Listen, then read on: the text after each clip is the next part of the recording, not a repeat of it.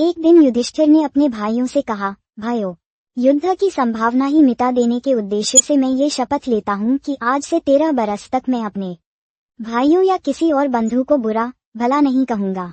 सदा अपने भाई बंधुओं की इच्छा पर ही चलूंगा। मैं ऐसा कुछ नहीं करूंगा जिससे आपस में मनमुटाव होने का डर हो, क्योंकि मनमुटाव के कारण ही झगड़े होते हैं। इसलिए मन से क्रोध को एक बारगी निकाल दूंगा। दुर्योधन और दूसरे कौरवों की बात कभी न टालूंगा, हमेशा उनकी इच्छानुसार काम करूंगा। युधिष्ठिर की बातें उनके भाइयों को भी ठीक लगीं। वे भी इसी निश्चय पर पहुंचे कि झगड़े फसाद का हमें कारण नहीं बनना चाहिए। उधर युधिष्ठिर चिंतित हो रहे थे कि कहीं कोई लड़ाई झगड़ा न हो जाए, और इधर राजसूय यज्ञ का ठाट बाट तथा पांडवों की यश समृद्धि का स्मरण ही दुर्योधन के मन को खाए जा रहा था।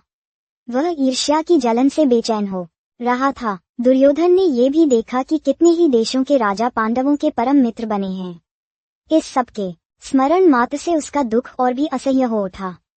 पांडवों के सौभाग्य की याद करके उसकी जलन बढ़ने लगती थी।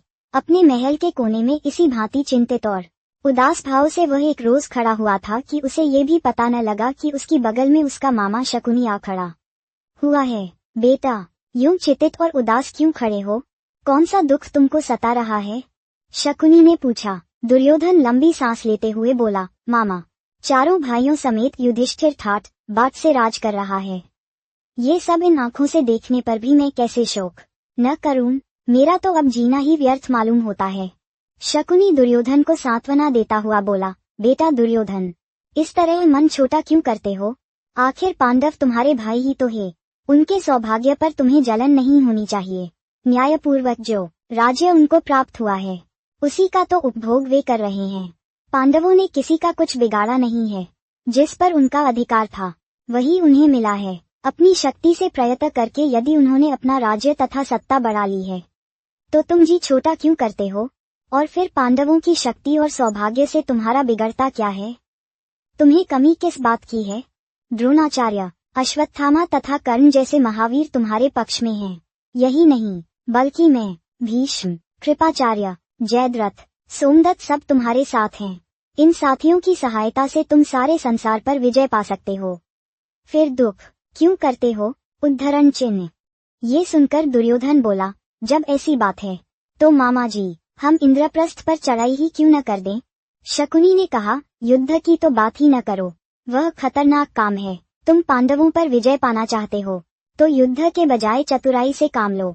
मैं तुमको ऐसा उपाय बता सकता हूँ जिससे बगैर लड़ाई के ही युधिष्ठिर पर सहज में विजय पाई जा सके। दुर्योधन की आंखें आशा से चमक उठीं। बड़ी उत्सुकता के साथ पूछा, मामा जी, आप ऐसा उपाय जानते हैं? शकुनी ने कहा, दुर्योधन, युधिष्ठिर को चौसा के खेल का बड़ा शौक है, पर उसे खेलना नहीं आता है। हम उसे खेलने के लिए न्योता दें तो युधिष्ठिर अवश्य मान जाएगा। तुम तो जानते ही हो कि मैं मंजा हुआ खिलाड़ी हूँ। तुम्हारी ओर से मैं खेलूंगा और युधिष्ठिर को हराकर उसका सारा राज्य और ऐश्वर्य बिना युद्ध के आसानी से छीनकर तुम्हारे हवाले कर दूंगा। इसके बाद दुर्योधन और शकुनी धृतराष्ट्र के पास गए। शकुनी ने बात छेड़ी, राजन, देखिए तो आपका बेटा दुर्योधन शोक और चिंता के कारण पीला सा पड़ गया है। अंधे और बूढ़े धृतराष्ट्र को अपने बेटे पर अपार स्नेह था। शकुनी की बातों से वह सचमुच बड़े चिंतित हो गए। अपने बेटे को उन्होंने छाती से लगा लिया और बोले, बेटा, मुझे तो कुछ समझ में ही नहीं आता कि तुम्हें किस बात का दुख हो सकता है। तुम्हारे पास ऐश्वर्य की कमी नहीं है, सारा संसार तुम्हारी आज्ञा पर चल रहा है, फिर तुम्हें चिंता काहे की? लेकिन शकुनी ने धृतराष्ट्र को सलाह दी कि चौसा के खेल के लिए पांडवों को बुलाया जाए। दोनों के इस प्रकार आग्रह करने पर भी धृतराष्ट्र ने तुरंत हाँ नहीं की। वह बोले, मुझे यह उपाय ठीक नहीं जच रहा है। मैं विदुर से भी तो सलाह कर लूं। वह बड़ा समझदार है, मैं हमेशा से उसका कहा मानता आया हूँ।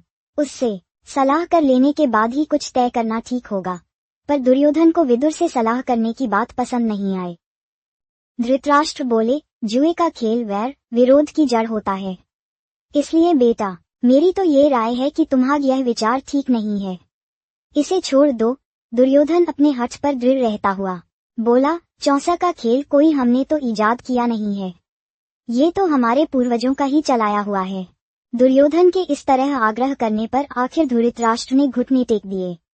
बेटे का आग्रह मानकर धृतराष्ट्र ने चौसा खेलने के लिए अनुमति दे दी और सभा मंडप बनाने की भी आज्ञा दे दी। परंतु विदुर से भी उन्होंने इस बारे में गुपचुप सलाह की। विदुर बोले, राजनु, सारे वंश का इससे नाश हो जाएगा। इसके कारण हमारे कुल के लोगों में आपसी मनमुटाव और झगड़े फसाद होंगे। इसकी भारी विपदा हम पर आएगी। धृतराष्ट्र ने कहा, भाई विदुर, मुझे खेल का भय नहीं है, लेकिन हम क्या कर सकते हैं? सो तुम ही युधिष्ठिर के पास जाओ और उसे मेरी तरफ से खेल के लिए न्योता देकर बुला लाओ अपने बेटे पर। उनका असीम स्नेह उनकी कमजोरी थी और यही कारण था कि उन्होंने बेटे की बात मान ली।